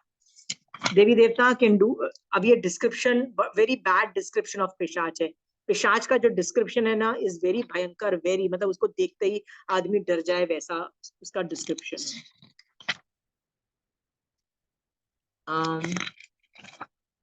ओके, वो ये सब देख के वो सब भयभीत हो गए, सैकड़ों प्रकार की मनौतियां मांगने लगे। हम लोग भी तो यही करते हैं ना, यदि हम किसी चीज से, हमारे ऊपर कोई प्रॉब्लम आती है, तो हम डर के क्या करते हैं? हम भी तो मनौतियां मांगने लग जाते हैं कि नहीं लगते हैं? आप खुद ईमानदारी से बताइए, द लास्ट टाइम आपके पास प्रॉब्लम आई थी, आप लोगों ने क्या किया था? मनौतियां मांगी थी? हाँ, भगवान ये प्रॉब्लम सॉल्व कर दो भगवान, राइट, कुछ ना कुछ करते हैं, राइट। लोग डर गए और डर के मारे उन सब लोगों ने मनौतियां मांगने लग गए। ठीक है, सैकड़ों प्रकार की मनौतियां मांगने लग गए। श्रमणोपासक अरहनक ने उन पिशाच रूपधारी देव को आते हुए देखा। वह निर्भय रहा। उसने मन में दीनता या का भय उदित नहीं हुआ, मतलब वो डरा नहीं। उसने जहाज के एक भाग में अपने वस्त्र के छोर से भूमि का परमार्जन किया, मतलब क्लीन किया। वहां बैठा, हथेलियों पे मस्तक को रखकर हाथ जोड़कर वह बोला। क्या बोलने लगा? अनंत भगवान को यावत सिद्ध प्राप्त परमात्मा, मतलब पूरा सगारी संथारा का देखो प्रोटोकॉल चालू हो गया। क्यों? क्योंकि उसको पता था कि यदि पिशाच आया है तो वो क्या करेगा? मार डालेगा। और यदि मैं मरने ही वाला हूं तो क्या करना चाहिए? संथारा करना चाहिए। तो उसने सागारी संथारा देखो पूरा प्रोटोकॉल चालू कर दिया। वो डर नहीं रहा है, वो मनौतियां नहीं मांग रहा है। क्या सोचता है? आयुष खत्म होने वाला होगा तो मैं मर जाऊंगा, ये सोच के सागारी संथारा किया। अब पूरी धमकियां दे रहा है। कौन धमकियां दे रहा है? वो पिशाच धमकियां दे रहा है कि तुम अकाल में ही जीवन से हाथ धो बैठोगे। बहुत बहुत गालियां दे रहा है और धमकियां दे जा रहा है।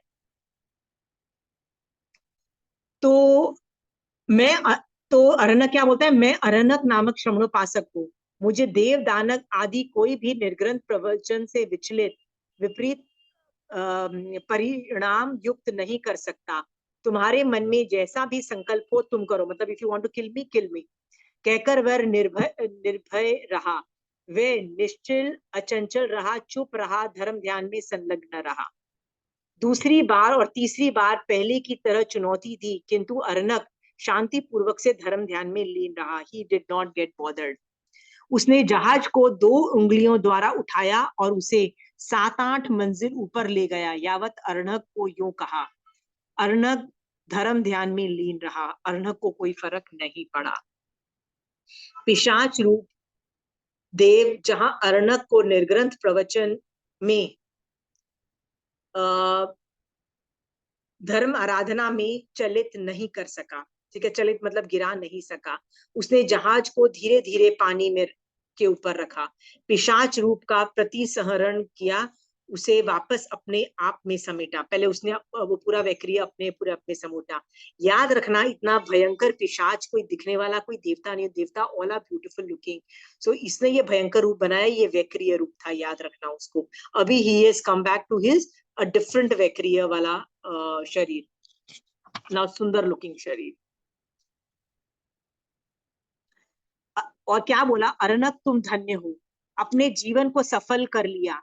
निर्ग्रंथ प्रवचन में ऐसा दृढ़ श्रद्धा प्राप्त है। देवराज शक्र ने सौधर्म कल्प में तुम्हारी तारीफ की थी कि अरनक नाम का श्रवणोपासक है, उसे कोई भी देव या दानव निर्ग्रंथ प्रवचन से विचलित विपरीत नहीं कर सकता है। सो देवराज शक्र की इस बात पर मुझे विश्वास नहीं हुआ, तो मैं टेस्ट करने के लिए आ गया। मैंने अवधि ज्ञान का प्रयोग किया और उत्तर पूर्वी दिशा भाग में वैक्रिय समुद्घात किया, और देवराज शक्र ने जो कहा था वह सत्य निकला। मैंने उस रिद्धि और पराक्रम को देखा जो तुम्हें प्राप्त है। हाँ, मतलब जो मॉरल कन्विक्शन है ना कि देवगुरु धर्म ही एब्सोल्यूट है, वही सब कुछ है। यदि सामने वाला तुमको मार डालना चाहता है तो मर जाओ यार, इसमें क्या है, मरने से पहले सगारी संधारा भी कर लिया बंदे ने। ठीक है, very clear in his mind. मैं तुमसे क्षमा मांगता हूँ। ठीक है, क्षमा याचना कर अरनक को 2 कुंडल युगल भेंट किए तथा जिस दिशा से आया था उसी और वापस लौट गया।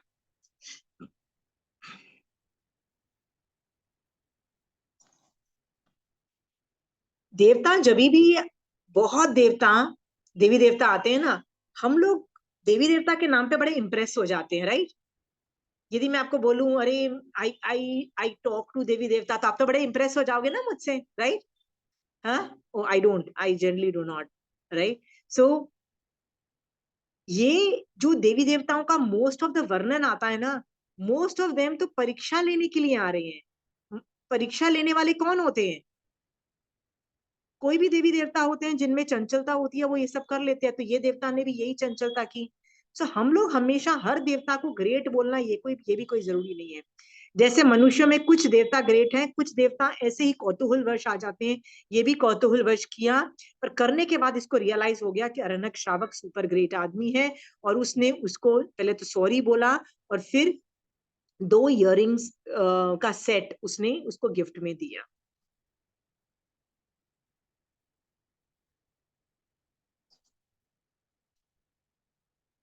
उपसर्ग मिट गया है तो उसने अपनी प्रतिमा को पारा।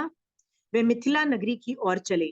मतलब अभी तो ओशन में है ना, तो अभी एक और कंट्री में चले। मिथिला कंट्री कौन सा है? मल्लीनाथ भगवान के पापा का कंट्री है, की ओर चले। फिर बहु मूल्य राजा के योग्य विपुल महत्वपूर्ण भेंट तथा कुंडल युगल को लिया। मतलब अपने इयररिंग्स भी जो देवता ने दिए थे उनको लिया।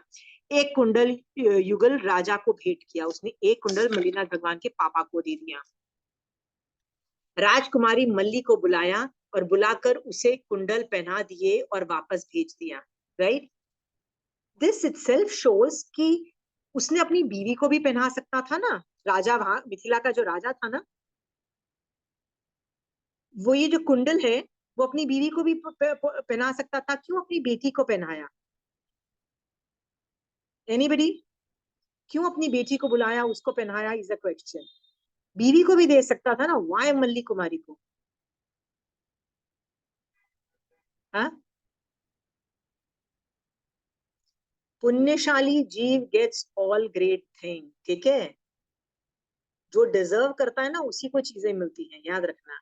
मल्लीनाथ भगवान के ऊपर पुण्य प्रकृति का उदय की वजह से उनको ये मिला, इस तरह से मानना चाहिए। ठीक है,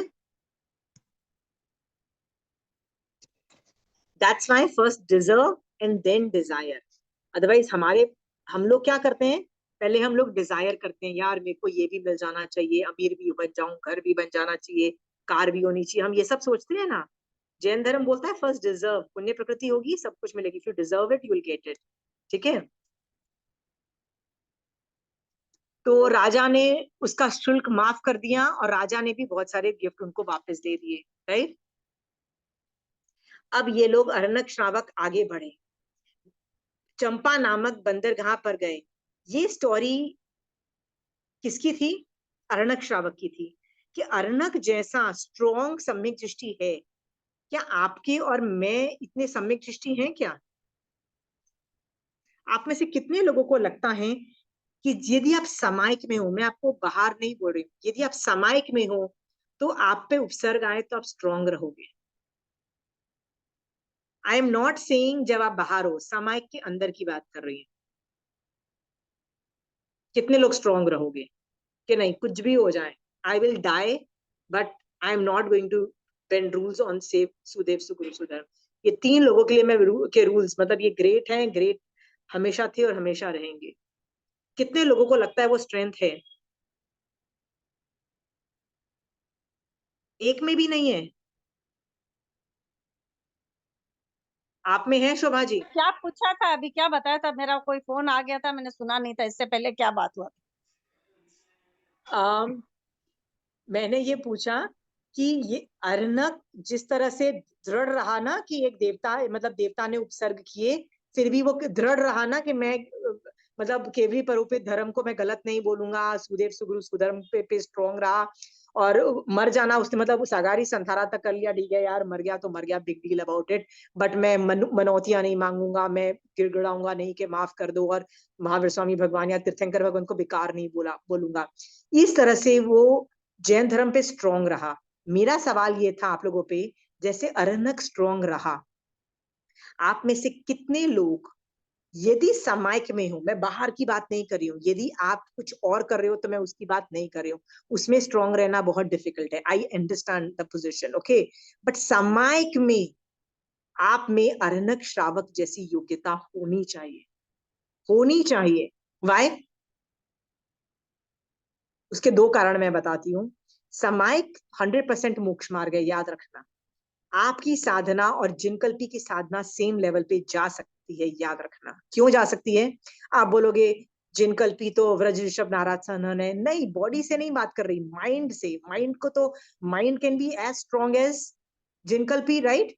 हाँ, तो उसमें कोई देवता आके आपको टॉर्चर करे तो मर जाओ ना भाई, उसमें इतना टेंशन करने की क्या बात है? वैसे भी तो कभी मरने वाले हो ना, इट्स ओके। जैसे इसने क्या सोचा, चल भाई मरने लगा हूं, संधारा करूं, संधारा कर लो, राइट?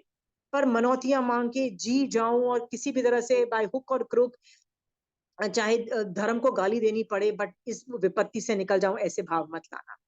देखो, आप लोग जितना धर्म कर चुके हो ना, उस लेवल पे आप लोग इतने स्ट्रांग हो कि आप नॉर्मल सर्कमस्टेंसेस में, मैं पूछूं ना आपको कि आपको सुदेव सुगुरु सुधर्म पे विश्वास है कि महावीर स्वामी भगवान ने जो बोला विश्वास है, आप बोलोगे आप सचमुच आप विश्वास करते हो। प्रॉब्लम है उपसर्ग आने पे क्या अड़िग रहोगे कि गिर जाओगे, प्रॉब्लम वहां पे है। तो नॉर्मल सर्कमस्टेंसेस में आप बोलोगे नो यार, I don't want any other religion, I am pretty happy with my Jain religion, I want to practise it. But उपसर्ग आने पे क्या अड़िग रहोगे, उस लेवल की योग्यता होनी चाहिए आप में। तो समायिक में ना ये सोचना कि मेरे को किस तरह के उपसर्ग आ सकते हैं अगली समायिक में जब करोगे तब, ठीक है? कि कोई चोर आपके घर में आके चोरी भी कर सकता है और आपको देख ले और सोचे शिट मैन, ये तो इसने मुझे देख लिया, तो आपका मर्डर करने की भी कोशिश करे, दैट वन उपसर्ग, मतलब मनुष्य संबंधी उपसर्ग आ सकते हैं, देवता संबंधी उपसर्ग आ सकते हैं, कुछ भी उपसर्ग आ सकते हैं समायिक में। माय क्वेश्चन इज, स्ट्रॉन्ग रहो उस वक्त, स्ट्रॉन्ग रहना है। क्यों स्ट्रॉन्ग रहना है? मैक्सिमम सामने वाला क्या करेगा? मार डालेगा ना, maximum that's what they can do. और यदि मर भी गए फिर क्या होगा, राइट? बहुत लोग मर गए ऐसे, अरनक भी मर सकता था, वो गच्छुकुमाल मुनि का सर जलाया वो भी मर गया, बहुत लोग मर जाते हैं, फर्क नहीं पड़ता। मर भी जाओगे ना, पर जो अंदर जो आत्म दशा जो है ना, उससे आप आराधक बन जाओगे, सम्यक दर्शन सहित मरोगे, which is a very wonderful thing, ठीक है? बी स्ट्रॉन्ग, इस लेवल की साधना लेके आओ। तो समायिक में सोचो, याद रखना, समायिक में नहीं हो और अचानक घर में घूम रहे हो, फिर कोई तुम्हारे घर में चोर घुसे और तुमको मारने की कोशिश करे, you don't have to die there, वहां पे तुमको संथारा लेने की जरूरत नहीं है भैया। You can retaliate very well, तुम उसका बाजा बजा सकते हो, कुछ भी कर सकते हो, सेल्फ डिफेंस इज अलाउड, कुछ भी करना चाहो कर सकते हो, right? Got, there is a difference between दो सिचुएशंस में। तो यदि आप ऐसे ही घूम रहे हो, रास्ते पे घूम रहे हो, रोड पे जा रहे हो, आपके साथ कुछ उपसर्ग आए, do whatever deems fit to safeguard yourself, you are allowed. But not in समायक। याद रखना, समायक में दोस्त उस लेवल की दृढ़ता लाओ। किसी में है, आई होप ये प्रैक्टिस कर करके ना, जब भी कभी कोई उपसर्ग आए ना, लगे ना कि मैं नहीं बचूंगी ना, तो सागारे संथारा is good enough thing, right. कभी कभी ऐसा लगता है ना कि मेडिकल प्रॉब्लम की वजह से भी लगता है ना कि मैं शायद नहीं बचूं, राइट। तो भाव से सागारी संथारा किया जा सकता है। ऐसे यदि आप 10-15 बार मरने से मतलब जब अल्टीमेटली मरोगे उससे पहले यदि 10-15 बार सगारी संथारा कर चुके होगे ना, तो आपको पता है आप किन भावों में गिरते हो। मैंने भी 2-3 बार जब जब किया था, एक बार अर्थक्वेक आया था तो मुझे लगा यार कुछ नहीं रह, I am not moving out of my room, if everything falls down, if I die also ना, I let me just take सागारी संथारा। Clear?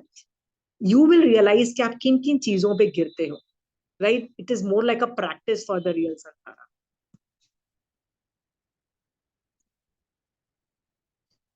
Okay, let's move forward.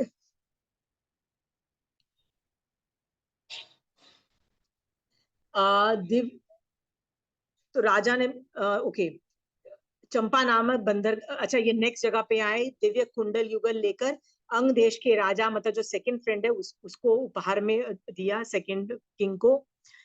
Chandrakanta ने दिव्य महत्वपूर्ण उपहार और कुंडल युगल स्वीकार किया। अपने बार बार जहाज द्वारा लवण समुद्र पर यात्राएं की है। आपने क्या कभी किसी स्थान पर कोई आश्चर्य देखा है? सेकंड फ्रेंड क्या पूछता है इन लोगों से, अरण्यक श्रावक लोगों से, कि आप लोगों ने कोई आश्चर्यजनक चीज देखी है कोई अपने जब घूमते घामते? हाँ, तो इन लोगों ने जवाब दिया कि राजा कुंभ को हमने उपहार एवं एक कुंडल युगल भेंट किया, मतलब पिछली स्टॉप में। विधेय राज कुंभ ने राजकुमारी मल्ली को दिव्य कुंडल की जोड़ी पहनाई। स्वामी, हमने राजा कुंभ के प्रसाद में राजकुमारी मल्ली के रूप को आश्चर्य देखा। कोई देवकन्या यावत अन्य कोई भी राजकन्या वैसी नहीं है जैसे राजकुमारी मल्ली है। किसने किसकी तारीफ की? सब लोगों ने जो गए थे ना उस सेकंड वाले राजा के तारीफ की कि यार nothing like that beautiful Malli Kumari, it's is very beautiful, right. तो इसके दिमाग में भी क्या आ गया? I want her, I want to marry her. Again same problem जो फर्स्ट वाले को प्रॉब्लम आई थी, राइट। मेरा सवाल ये अगेन आप लोगों से है, हमको अभी तक धारणाएं हैं कि वी शुड लुक ब्यूटीफुल, होता है ना बचपन से। गर्ल्स को तो खासकर होता है, बॉयज को भी आजकल है, बट गर्ल्स को तो खासकर है। मैं पतली लगूं, सुंदर लगूं, बस ये लगूं वो लगूं, सबका मन करता है ना, राइट। सी, इस पे मैं कुछ चीज बोलना चाहती हूँ, राइट। जनरली बचपन से ना ये लोक संज्ञा है कि हमको बड़े सुंदर लगना चाहिए, पतले लगना चाहिए, ऐसे लगना चाहिए, वैसे लगना चाहिए, ये होना चाहिए। दीज आर ऑल नॉर्म्स, ये लोक संज्ञा है। इतनी जरूरत नहीं होती है सुंदर लगने की। ये शादी ब्याह में जाते हो तो सुंदर लगना पड़ता है, ज्वेलरी पहननी पड़ती है, हैवी ड्यूटी कपड़े पहनने पड़ते हैं, टोटली अंडरस्टैंड। नॉर्मल सर्कमस्टेंसेस में इतने सुंदर लगने की जरूरत नहीं होती है। मल्ली कुमारी इतनी सुंदर थी, इसलिए तो मुसीबत खड़ी हुई ना। क्या खड़ी हुई ना? एक नहीं, दो नहीं, और कितने लोग उसके पीछे पागल हो रखे हैं। ठीक है, अब तो भैया हमसे शादी करेंगे, राइट। सोच के देखो, सुंदरता कैन बिकम अ प्रॉब्लम।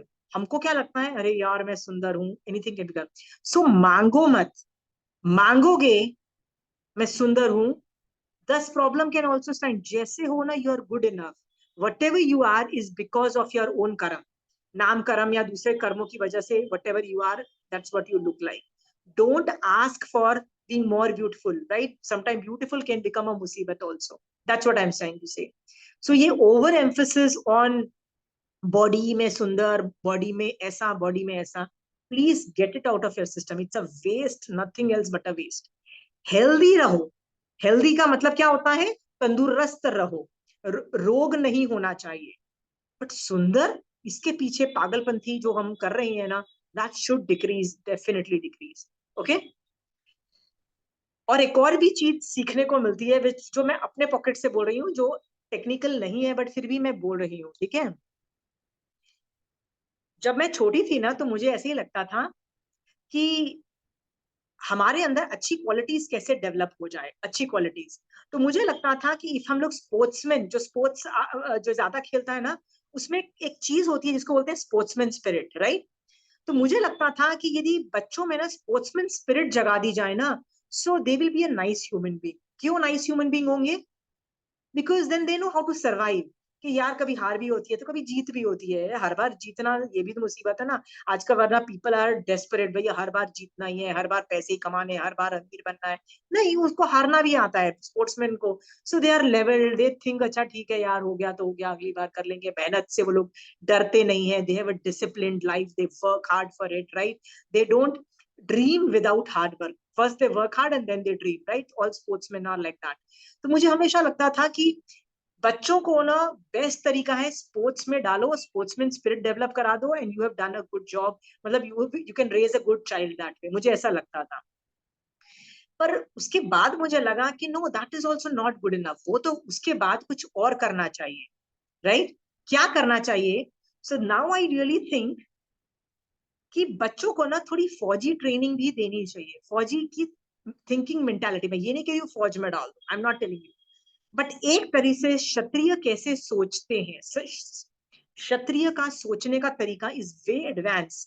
मतलब स्पोर्ट्समैन स्पिरिट के साथ फौजी थॉट प्रोसेसेस होता है ना, फौजी जैसे सोचते हैं वैसा भी सोचना हमको बच्चों को सिखाना चाहिए, नेक्स्ट जनरेशन को।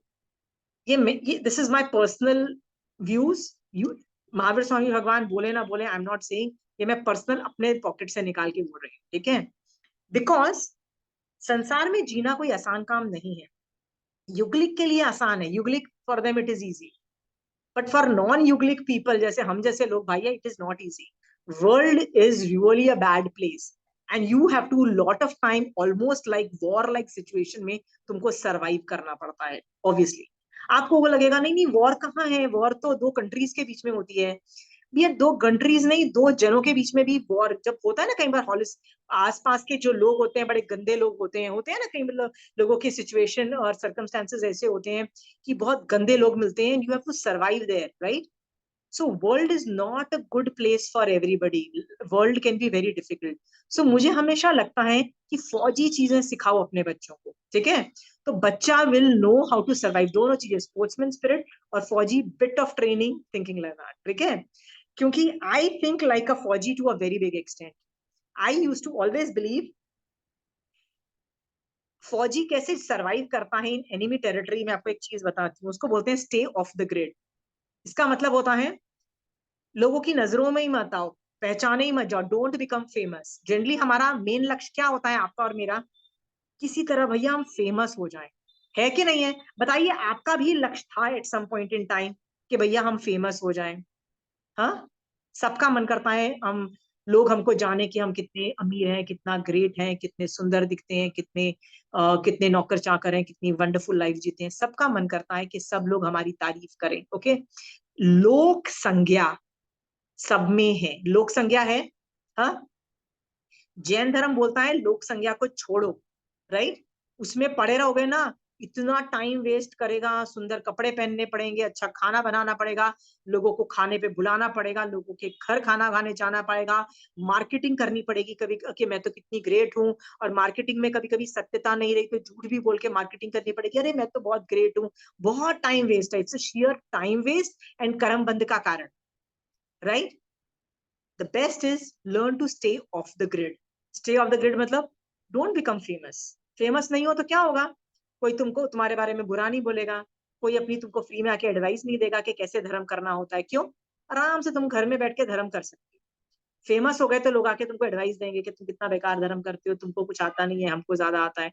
दैट्स वाई शांति से तुमको धर्म करना है ना, stay of the grid and do a lot of, कहां से कहां तुम निकल सकते हो। फेमस हुए नहीं कि 10 लोग 10 राय देंगे और विल पुल यू डाउन, ठीक है? सो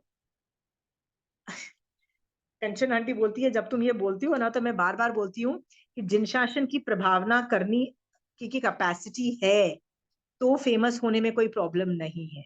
अगेन, आप में से किसी को जिन शासन की प्रभावना करनी है तो आप लाइमलाइट में आते हो तो इट इज ओके, बट फिर भी अपनी पुण्यवानी चेक करते रहना चाहिए। क्यों करते रहना चाहिए? सही होते हुए भी जिन शासन की प्रभावना करते हुए भी पुण्यवानी नहीं हुई तो गालियां पड़ सकती है, और गालियां जब पड़ेगी ना तो कषाय डेवलप होंगे, और कषाय जब डेवलप होंगे करमबंद मैं करके बर्बाद हो जाऊंगी। ये सोच करके हर बार बेस्ट है कि लोगों की नजरों में ही मत आओ। आ गए हो धर्म की प्रभावना की वजह से, कैपेसिटी है और तुम निर्जरा कर सकते हो, उसमें आ भी गए हो तो पुण्यवानी चेक करते रहो। जब लगे पुण्यवानी कम हो, भाग जाओ उस सिचुएशन से, चुप करके एक्सेप्ट कर लो। हाँ भाई, तुमको कोई गाली पड़ रही है, अच्छा भैया तुमको जो ठीक लगता है तुम करो, मैं अपनी जगह ठीक, तुम अपनी जगह ठीक, करके निकल जाओ सिचुएशन से। Are we clear on this? Now this is what is coming from my pocket. I'm not telling you, but it makes sense. लोक संज्ञा का आगम भी बोल रहा है, लोक संज्ञा में दुनिया क्या कहेगी, दुनिया में मैं ग्रेट बन जाऊं, ये सब लोग चाहते हैं। There's no need for that. ये मल्ली कुमारी सुंदर थी, 6 बंदे पीछे पड़ गए, ठीक है? No need for all these things. Let's move forward. आप लोगों को डिफरेंस ऑफ ओपिनियन है तो you can ask questions and raise your hand also, and start asking questions also. आप लोगों में से किसी को डिफरेंस ऑफ ओपिनियन है?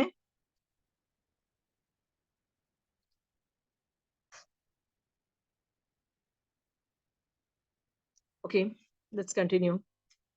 सो जब उन्होंने बोला कि ये मल्ली कुमारी बहुत ही सुंदर है, तो उस सेकंड राजा के मन में भी राजकुमारी मल्ली को प्राप्त करना है, चाहे मुझे अपना राज्य भी उसके मूल्य में चुकाना पड़े। मतलब he also fail in love with, कि भैया अब तो मैं इसी से शादी करूंगा, सब कुछ करूंगा।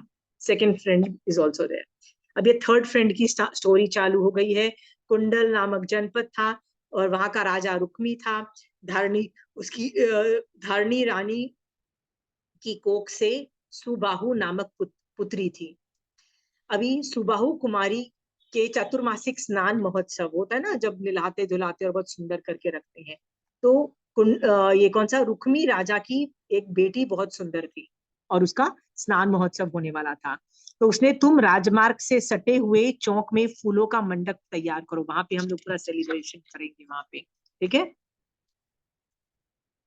राजा रुक्मी ने सुबाहु कुमार को अपनी गोद में बिठाया। उसके रूप, यौवन और लावण्य को देखकर वह विस्मित हुआ, मतलब बड़ा खुश हुआ अपनी खुद की बेटी को देख के, अपनी गोदी में बिठा के। और क्या बोला, तुम मेरे दौत्य कार्य से अपने गांव नगर गृह आदि में जाते रहते हो, क्या किसी राजा या ऐश्वर्यशाली पुरुष की कहीं ऐसा स्नान महोत्सव देखा है जैसे ये सुबाहु कुमारी का आयोजित हुआ है?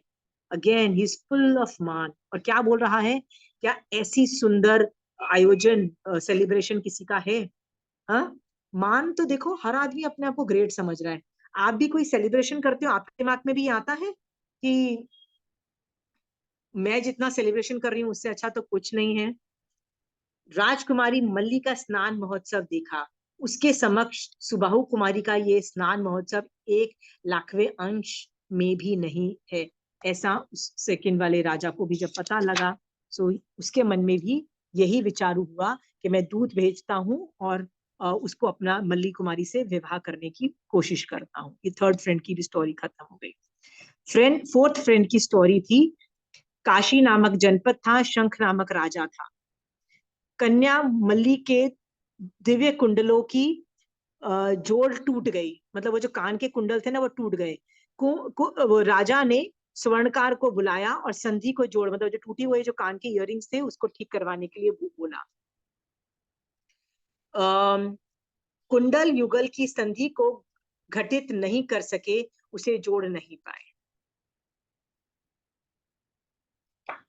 याद रखना, द डिफरेंस बिटवीन हमारा गोल्ड और देवताओं ने जो गोल्ड के इयररिंग्स दिए थे उनमें क्या डिफरेंस है, किसी को पता है?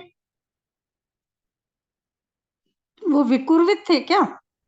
नहीं, यस, वो देवता के जितने भी जो इयरिंग, जो आभूषण होते हैं ना, वो शाश्वत होते हैं। पहले तो वो विकुर्वित नहीं थे, पर वो शाश्वत थे। और जो हाँ हाँ शाश्वत होते हैं ना, उसमें पृथ्वी का है कि जीव आके उत्पन्न होते रहते हैं ना, हाँ, तो वो हाँ सचित होते हैं। आई am just telling you the difference between देवता ने जो कुंडल दिए थे और हमारे इयररिंग्स, हम जो इयररिंग्स पहनते हैं, आप और मैं पहनते हैं, उन दोनों, हम भी गोल्ड का पहनते हैं, वो भी स्वर्ण, बोलते हैं ना स्वर्ण का बना हुआ इयररिंग है, पर दोनों में डिफरेंस क्या है?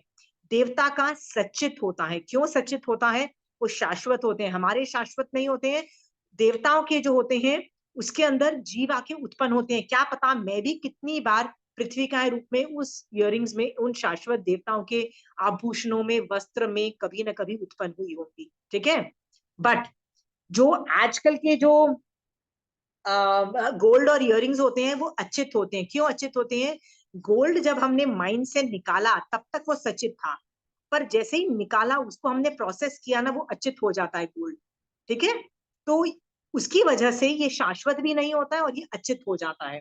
ये दो डिफरेंस है।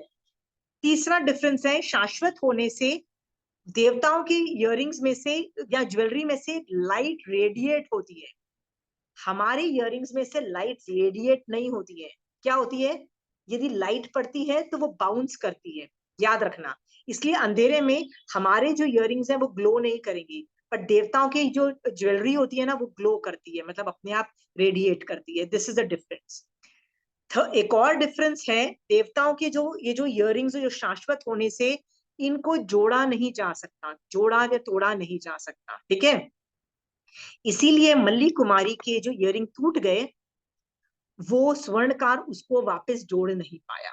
ठीक है, पर मेरे यदि इयररिंग्स खराब हो जाते तो हम रीमेल्ट करके उसको बहुत कुछ बना सकते हैं ना, इसलिए देवताओं का वो नहीं हो पाया था। ठीक है,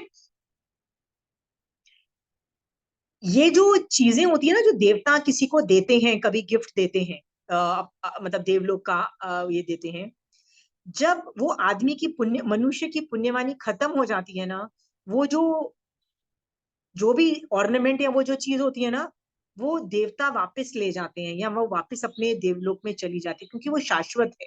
ठीक है, वहां पे कोई और देवता आएगा, उसको भी तो वो ज्वेलरी चाहिए ना, तो वो उसकी प्रॉपर्टी बन जाती है, तो इट गोज बैक। इसका वर्णन कैसे पता लगता है? याद है हम लोगों ने भगवती सूत्र में एक हाथी और 9 लड़िया हार की स्टोरी पढ़ी थी। चेड़ा राजा के युद्ध भी उसी की वजह से हुआ था ना। चेड़ा राजा नाग नतुआ का, मैं कितनी बार स्टोरीज पढ़ती हूँ ना आपको स्टोरीज। उस युद्ध में जो 9 लड़िया हार था ना, वो भी देवता ने दिया था और रेडिएट करता था लाइट। पर जब युद्ध खत्म हो गया, हाथी गिर के मर गया, वो जो होता है ना पहाड़ी से मर गया, और जो 9 लड़िया हार था ना वो देवता ले गए वापस। और हल विहल जो थे ना, उन लोग को वैराग्य आ गया, तो देवताओं ने उनको उठा के उपाश्रय में रख दिया, उन लोगों ने दीक्षा ले ली, ऐसा वर्णन आता है। ठीक है, सो वो जो 9 लड़िया हार था ना, देवता वापस ले जाते हैं। सो यहाँ पे भी वर्णन आता है कि वो जोड़ नहीं पाते, मल्ली कुमारी का वो जो इयररिंग्स जोड़ नहीं पाते। ठीक है,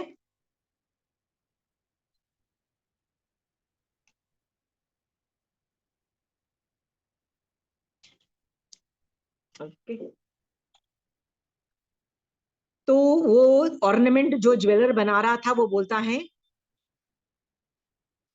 प्रयत्न करने पर भी जोड़ नहीं लगा सका। राजा को उस स्वर्णकार की ये बात सुनकर तत्काल क्रोधाविष्ट हो गया। मान का ही उदय है ना, आपको भी तो गुस्सा आ जाता है ना, कभी आपका नौकर आपके हिसाब से काम न करे और आपकी कहने हुई बात नहीं कर पाए, तो क्या आप उसकी प्रॉब्लम क्या है समझने की कोशिश करते हो, कि आप मोस्ट ऑफ द टाइम गुस्से भी हो जाते हो? गुस्सा क्यों आया? क्योंकि मान था, अल्टीमेटली मान का उदय था। क्रोध का कारण मान उदय था। ठीक है, उसको लगा, how dare you not do what I tell you to do. उसने राज्य से चले जाने की आज्ञा दी। अब चले जाने की आज्ञा दे दी ना स्वर्णकार को, तो उसको गुस्सा आ गया, वो बदला भी लेता है। तो वो काशी जनपद में पहुंचा और राजा शंख को उसने निवेदन किया। क्या किया? हम राजा कुंभ द्वारा मिथिला नगरी से निर्वासित किए गए हैं, आपकी भुजाओं की छत्र छाया में आश्रित होकर निर्भय यहाँ पे रहना चाहते हैं। तो आपको निर्वासित की आज्ञा क्यों दी गई? तो उसने बताया कि मैंने मल्ली कुमारी जो बहुत सुंदर थी, राइट, उसकी इयररिंग्स हम ठीक नहीं कर पाए इसलिए। तो उसने बोला कि विदेह देश की कन्या मल्ली कैसी है? तो उसने बताया कि वो तो बहुत ही सुपर सुंदर सुंदर है। तो ये वाला राजा भी ने भी दूत भेजा कि I want to marry Malli Kumari, right. ये 4th फ्रेंड की भी स्टोरी खत्म हो गई, 5th फ्रेंड की स्टोरी चालू हुई। कुरु नामक जनपद था, हस्तिनापुर नामक नगर में अदीनशत्रु राजा वहां का राजा था। मल्ली का अनुज युवराज मल्लदीन था, मतलब मल्लीनाथ का छोटा भाई का नाम मल्लदीन था। उसने एक बार चित्रशाला बनवाई। चित्रशाला में उसने क्या बोला कि एक युवा चित्रकार को बोला कि अलग अलग चीजें बनाओ। तो उसमें एक लब्धि थी। क्या लब्धि थी? कि वो एक छोटी सी भी चीज देख लेता तो उसका पूरा हूबहू पिक्चर बना लेता, पूरा प्रयत्न से। तो उसकी लब्धि की वजह से उसने एक बार मल्ली कुमारी के पैर के अंगूठे को पर्दे के बिना अधोवर्तनी जाली में से देखा। जब वो देखा ना, तो उसने मल्ली कुमारी की बिल्कुल हूबहू फोटो बना ली। जब मल्ली दीन ने वो फोटो चित्रशाला में देखी तो उसको बहुत लज्जा आई और उसको गुस्सा भी आया और उसने चित्रकार को मृत्युदंड दे दिया। जब मृत्युदंड दिया तो उसको बोला प्लीज मुझे मारो मत, मुझे दूसरे कंट्री से निर्वासित कर दो, तो उसको कंट्री से निकाल दिया। मल्लदीन ने उस चित्रकार के हाथ के अंगूठे और तर्जनी उंगली को कटवा दिया और उसे राज्य से निष्कासित की आज्ञा दे दी। देखो ये भी तो मान ही है, मान नहीं है तो और क्या है। मान के साथ साथ क्रोध कितना है कि देखो मैं राजकुमार हूँ, तुमने ऐसे कैसे कर दिया अपने हिसाब से। तो देखो अंगूठा और उंगली भी काट दी उसकी। हस्तिनापुर, तो वो जो आर्टिस्ट था वो हस्तिनापुर में पहुंचा और वहां के जो राजा थे अदीन शत्रु उसको बताया। तो उसने बताया कि तुझे क्यों कर दिया? तो उसने बताया कि मैंने राजकुमारी मल्ली की फोटो बना दी थी, इसीलिए उसने मुझे निर्वासित कर दिया यहाँ से। तो उसने भी बताया कि तुमने वो कैसी थी? तो उसने बताया कि अरे यार देखो मैं फिर से फोटो बना के बताता हूँ। उसको देखकर, वो जो फोटो देखकर वो राजा बहुत हर्षित हुआ, दूत भेजता है, बोलता है मैं भी उसको पाना चाहता हूँ। ये 5th फ्रेंड की स्टोरी भी खत्म हो गई। ठीक है, 6th फ्रेंड आता है। पांचाल नामक जनपद है, यहाँ पे जीत शत्रु नाम का राजा थी जिसकी 1000 रानियां है। Now he still wants one more. 1000 रानियां होने के बावजूद भी। ठीक है, फिर वहां पे चोखा नाम की एक परिवारजिक थी जो अगेन वही थी, जो क्लीन चीजें करने में बिलीव करती थी। वो एक दिन राजकुमार मल्ली जहां थी वहां पहुंची। उसने राजकुमारी मल्ली के समक्ष वही शौच धर्म का वर्णन किया। तो पारिवाजिक से मल्ली कुमारी ने क्या क्या पूछे, राइट, कि क्या तुम ओके, क्या आपका मूल शौच है? तो इसका मतलब क्या होता है कि हम हर चीज साफ रखते हैं। तो मल्ली कुमारी उसका जवाब देती है, क्या जैसे कोई पुरुष रक्त से लिप्त वस्त्र को रक्त से धोए तो क्या रक्त द्वारा वो धोया जा सकता है? तो उसने बोला ऐसा नहीं हो सकता है। तो वो बोलती है कि 18 पाप का सेवन से किस प्रकार आत्मा की शुद्धि नहीं होती, जिस प्रकार रुधिर रंजित नहीं होता है। तो 18 पाप यदि तुम कर रहे हो तो उससे आत्मा कैसे साफ होगी? 18 पाप के त्याग से ही होगी। ये जान करके तुम्हारा जो धर्म है वो गलत है। तो ये सुनकर वो चोखा जो पारिवारिक थी उसके मन में शंका, कंका और वित्तिगच्छा के भाव पैदा हुए। दासियों ने उसका मजाक उड़ाया तो वो वहां से निकल गई और छठे फ्रेंड के पास पहुंची, जीतशत्रु राजा के पास पहुंची और उसने मतलब बताया कि देखो मेरी क्या सिचुएशन हो गई है। तो उसने भी जब उसकी फोटो बताई मल्ली कुमारी की तो तो उसके दिमाग में क्या आया, मुझे भी ये चाहिए, और उसने भी सोच लिया कि I want to marry Malli Kumari, right. 6 दूतों का एक साथ आगमन होता है राजा कुंभ के पास, राइट।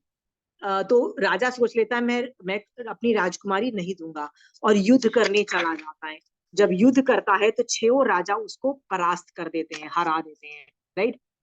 तो सोचिए कि मल्लीनाथ के पापा पहले हार जाते हैं, ओके, कुंभ का पराजय हो जाता है।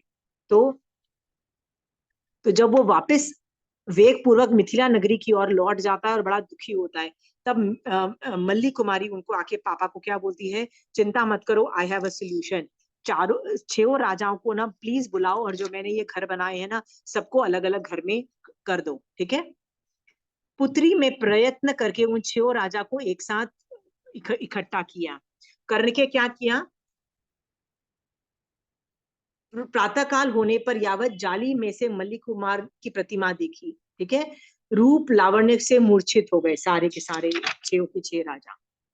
तब उसने मस्तक के ऊपर से ढक्कन हटा दिया और बहुत गंदी स्मेल आने लग गई। सब लोगों ने अपनी विकृति के कारण घबरा के नाक बंद कर ली। ठीक है। स्वर्णमयी यावत मस्तक पर छेद प्रतिदिन श्रेष्ठ, तब वो समझाती है कि मैं रोज अपने अन्न का खाना इसमें डालती थी और फिर भी ये मेरा औदारिक शरीर भी बिल्कुल ऐसा ही है। औदारिक शरीर कैसा है? मल मूत्र विष्ठा से भरा हुआ है, जो सड़ने वाला यावत मिटने वाला है, उसकी कैसी परिणति होती है जरा सोचो। इस तरह से मल्ली कुमारी ने क्या किया? इन लोगों को अशुचि भावना उत्पन्न कराई। किसी भी आदमी के अंदर धर्म यदि उत्पन्न करना है ना, तो उसमें 12 भावनाओं में से कोई भी एक भावना आप जागृत कर दोगे ना, तो सामने वाले को वैराग्य हो जाएगा। सो आपको यदि कभी कभी वैराग्य नहीं भी आ रहा है ना, तो 12 भावनाओं में से कोई एक भावना पे ज्यादा सोचना चालू कर दो, अपने आप वैराग्य आना चालू हो जाएगा। मल्ली कुमारी ने ऐसा ही किया, 12 भावनाएं में से अशुचि भावना पे वर्क किया और सब लोग और पास्ट का नरेशन किया कि पिछले भव के अंदर हम लोगों ने ये किया था।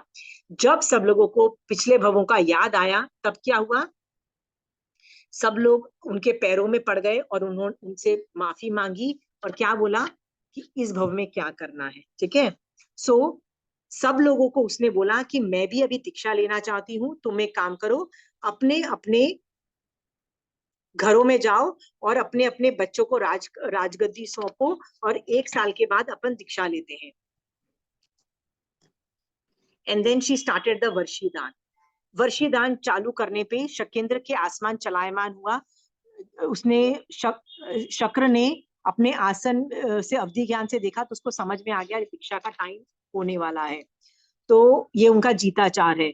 तो शकेंद्र ने इस प्रकार चिंतन किया, उसने वैश्रमण देव को बुलाया और कहा, क्या कहा कि तुम है ना धन पहुंचाने की व्यवस्था करो। वैश्रमण देव को बुलाया और बोला, तो वैश्रमण देव ने किसको बुलाया? जम्भक देवों को। What is the meaning of Vaishramana Dev and what is the meaning of जम्भक Dev? Let's just discuss this. Vaishramana देव कौन होते हैं? जितने भी इंद्र होते हैं, चाहे वो भवन प्रवासी के हों चाहे वैमानिक के हो ना, सारे लोगों के ना 4-4 लोकपाल होते हैं। Lokpal is almost like president, prime minister, वो होता है ना उनके नीचे। तो इंद्र के नीचे कौन होता है? इंद्र के नीचे 4 लोकपाल होते हैं। तो जैसे पहले देवलोक के इंद्र के की क्या जुरिडिक्शन है? वो लवण समुद्र का दक्षिणार्थ भाग देखता है, तो वो दक्षिण पार्ट का पूरा मैनेजमेंट ये 4 लोकपाल करते हैं, उनको बोलते हैं जम्भक देव। तो जम्भक देव ने किसको इंस्ट्रक्शन, नहीं जम्भक देव नहीं, उनको वैश्रमण देव बोलते हैं। और वैश्रमण देव ने जम्भक देव को इंस्ट्रक्शन दिया कि जाओ जो जो खजाने जहां उल्टी सीधी जगह पे पड़े हैं, जिनके मालिक नहीं है, और जो जहां पे पड़े हैं उनको निकालो, उनकी मुद्राएं बना के कहाँ रख दो? मल्ली कुमारी के पापा के खजाने में रख दो, क्योंकि हम इनको वर्षीदान देना है। ठीक है। सो इसके बाद तीर्थंकर का पूरा वर्णन जो होता है ना, हम अगली क्लास में करेंगे। ठीक है। I hope you have enjoyed this, और इससे काफी interpretations will do in the next class. Okay. Mahavir Swami भगवान मांगलिक बोलने की आज्ञा है। चत्तारी मंगलम, अरिहंता मंगलम, सिद्धा मंगलम, साहू मंगलम, केवली पनतो धमो मंगलम। चत्तारी लघुत्तमा, अरिहंता लघुत्तमा, सिद्धा लघुत्तमा, साहू लघुत्तमा, केवली परुपित धमो लघुत्तमा। चत्तारी शरणं भोजामि, अरिहंते शरणं भोजामि, सिद्धे शरणं भोजामि, साहू शरणं भोजामि, केवली पनतो धमो शरणं भोजामि। जय जिनेन्द्र।